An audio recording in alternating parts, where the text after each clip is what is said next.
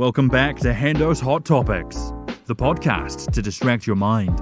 Real people and their stories, raw and uncut. Hey everyone, how's it going? Welcome back to HendosHotTopics. It has been a while, but it's a good one to come back on. We had the 4x4 Outdoor Expo. It's already been another year. And we have James from Pirate Camco. How's it going, brother? Not bad, man. You? Yeah, good. Bit tired. Have had a good weekend. It's been a long weekend, Good. but yeah, having a good time, mate. That's good. Yeah, weekend's been good, eh? Yeah. So what I'd love to start off with, break the ice, is open and honest. You can be as honest as you want to, go as long as you want to. You can say nothing. Yeah. How's life been for you, genuinely? Yeah, good. Honestly, it's been pretty good. Yeah. It's been stressful. It's been hard, you know. Yep. As it is running business, but it's been real good, eh? Yeah, cool. It's been fun. A lot of fun lately, and Yeah. it's been real good. Yeah. So you're from across the ditch. You come over from Australia Yeah. for the expo. Yeah, for 2 days. Yeah. Did you have any real expectation coming over here? Anything siege expectations? I didn't have any huge expectations because everyone's like, oh, the four-wheel drive thing's not that big over there. It's not real good. Yeah. But honestly, been blown away a little bit by some of these old trucks around here. Yeah. Some of these rigs are actually well done. So back home, like, there's a few well done back home, but a lot of the younger guys get into them, they just trash them and smash them, and they're always just shit. Yeah. Whereas here, there's a heap of real well done ones. Like, look at that right behind us. I mean, even right behind James there, you can't see it, but there's a patrol here and it's flexing. I'm 6'1", and the top of the wheel, there you go. It's that big. It's literally that good. Like I said, I'm 6'1", and this wheel is flexing, and it's the same height as me.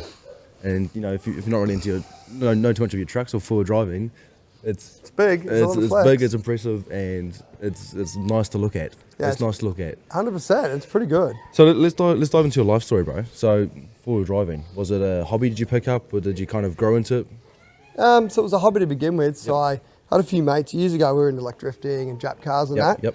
And then that scene kind of died off a bit in Australia, and then we was kind of at this bit of a plateau. And then a few of my mates were into four-wheel driving, and probably must have been nearly 15 years ago. Yep.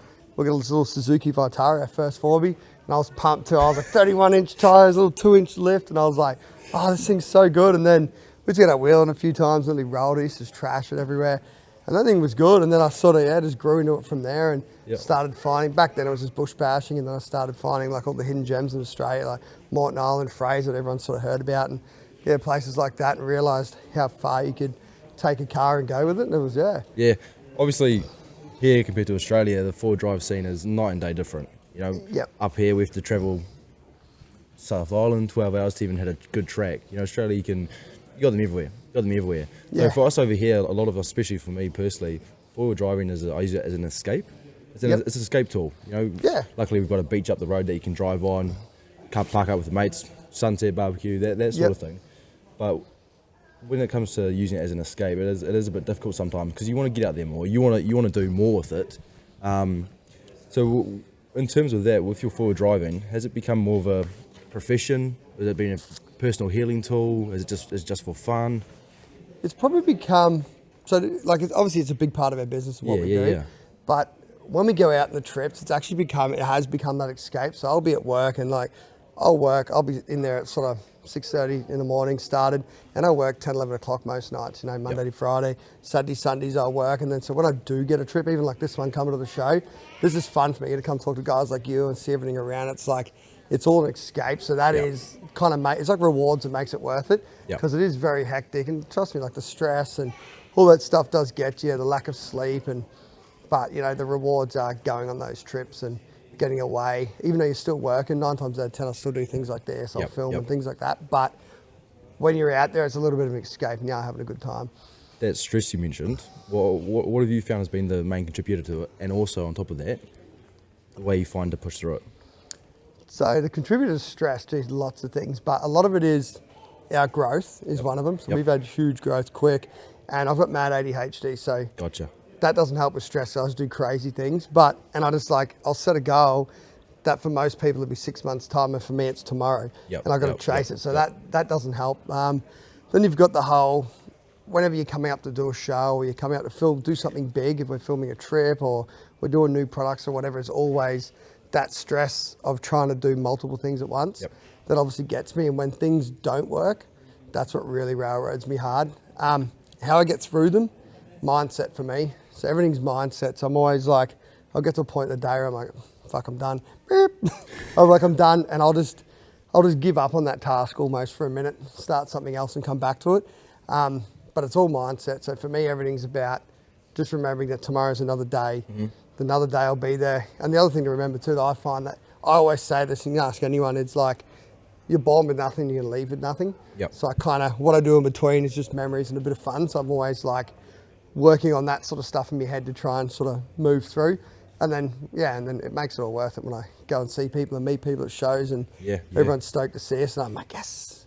That mindset you're just talking about there, you know, it's a lot of people, it could be a bit of a daunting mindset, you know, setting a task and not having to get done straight away, but to drive to get it done quicker than others. Has that been a mindset you've always had, or is that something because of recent years has happened that you've had a bit of a mindset change? The whole task thing, trying to do things straight away and just always want to get, that's been forever because of my ADHD. Yeah.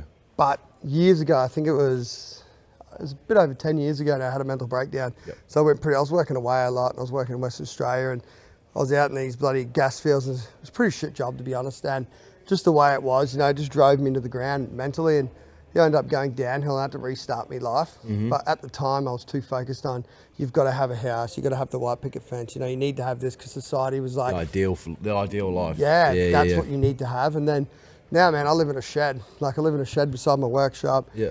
Me and the missus, we've got some dogs, got some horses and stuff, you know what I mean? And my whole mindset changed. I was like, man, what am I doing? So I had another business at the time, which was shut down.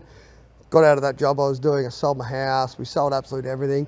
Mrs. obviously stuck by me, but we sold everything we had, cleaned out all the debt, and I was left with I think I was left with $4,000 in the bank after getting rid of everything. I spent 8-9 years working away.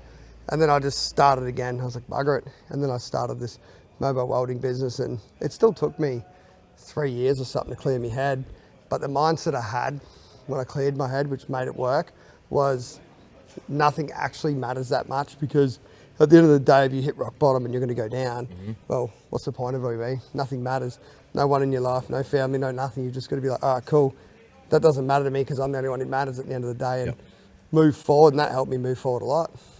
Did you have any real daunting confrontations when you went to start again? Yeah, not really. I had the worst ones when we were making those decisions, and when I was working away still. You know, I had moments where I was like, where I could understand why people would go and do themselves in. I was like, God damn, because the feelings are pretty heavy, you know what I mean? It's pretty rough. But once I got to the start again phase, I actually felt, I don't know, I think it was relieved, because everything we did, it was like, okay, we're going to do this again, but it was like you had a new chance, because you had nothing left to worry about. You had to start again. And there's this whole new chance to do it again and do it better. And that's kind of where we've kind of gone now. Yeah, love that. Going to put you on the spot here with this question. Yeah. If you could talk to yourself 10 years ago, today, and say something to that James back then, what would you say? I'd be like, don't be afraid, do it again. Yep. That was probably the number one thing. I was more worried about not being able to do it again. Yep. And go forward, I was more worried about trying to do something from there. So yeah, 100%. Love that. Now I've personally experienced it, and I know a lot of people, when you hit a bit of a, not even just a mental breakdown, but of a rut, you know, your goals might not be going the way you hoped they were going.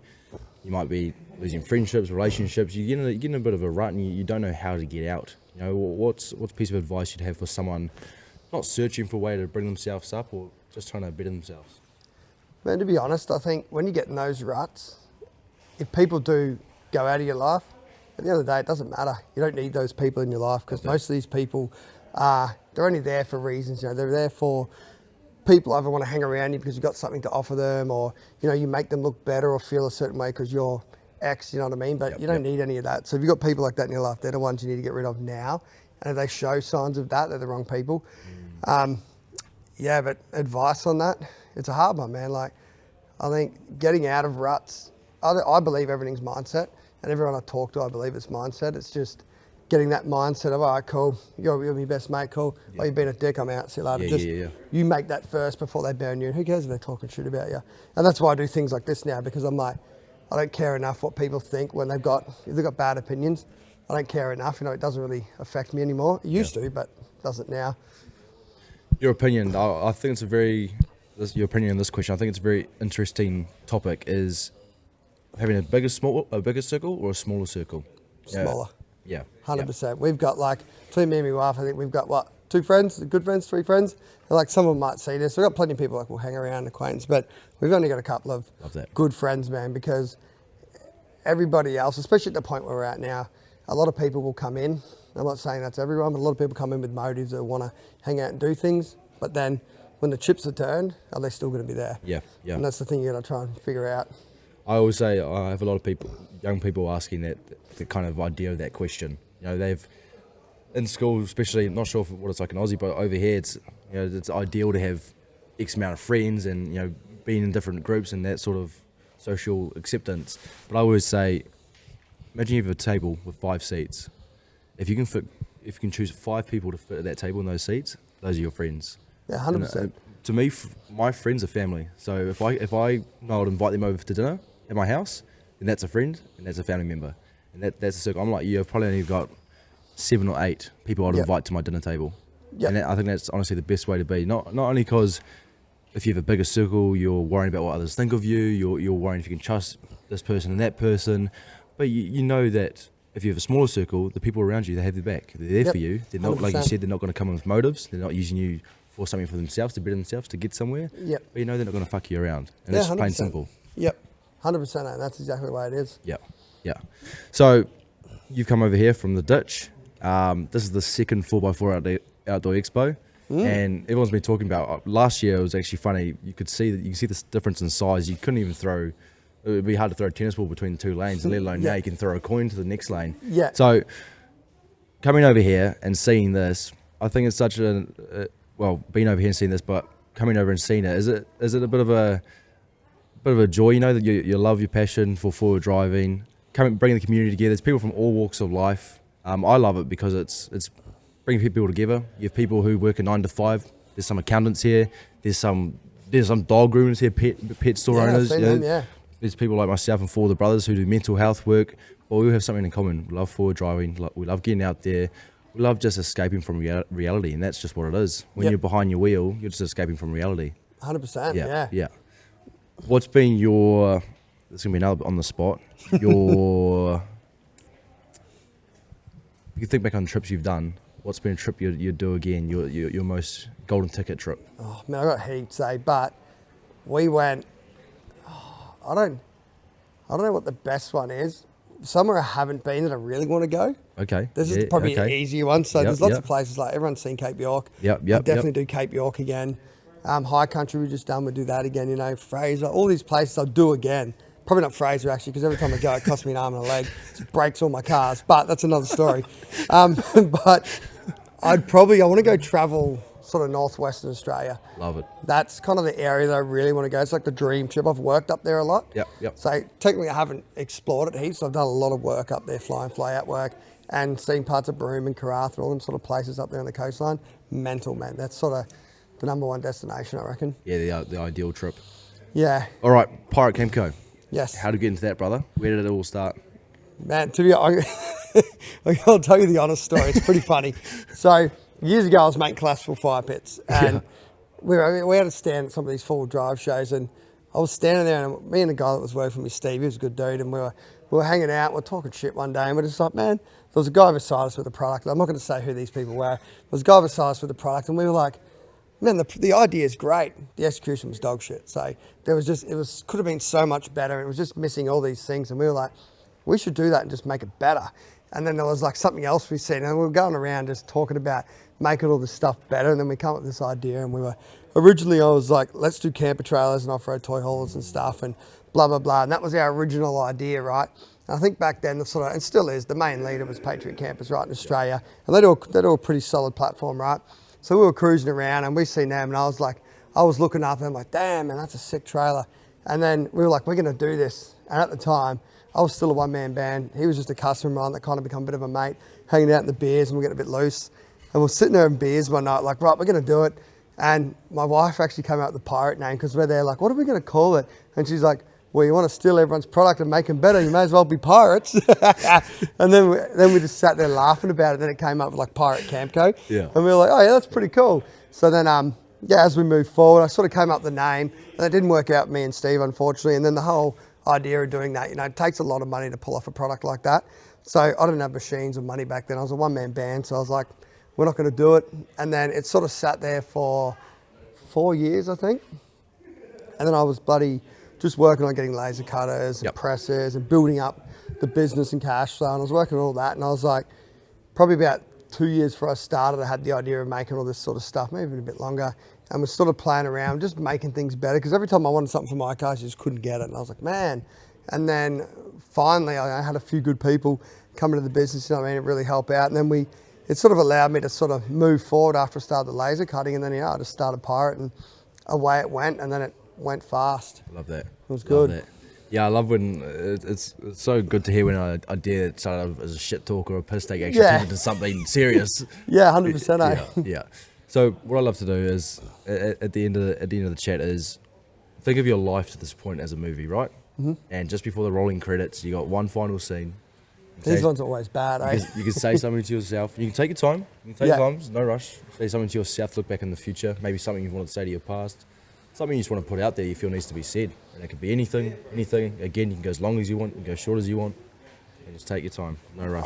I've had this a few times. I've got one good saying that I always use. Yep. And I stole it from Pitbull, but it's every day above ground's a good day. That's like my number one thing. Every day, wake up smiling and just hit the ground. See how it goes. Love that. Get to the end of the day. I go tomorrow, have a sleep, start again tomorrow. See how it goes. It's sort of, that's me and where I try to go to every day. And it's like, and I think too, don't ever think that no one else is going through a struggle, because like I'll get up some mornings like, man, this is shit. You'll get out of bed and you won't want to do shit and you'll just mosey through. But then sometimes you get to the end of the day and you'll achieve something, even if it's 1% of what you wanted to, but you're still 1% further forward than you were yesterday. And that's probably it's probably the best thing I can end on. Love that, brother. Thank you very much. No worries, man. Thanks for having us. Cheers. That, bro. As always, guys, do what makes you happy, do what you know is right, and do what you need to do for you. Love yourself. Have an amazing day, and see you next time.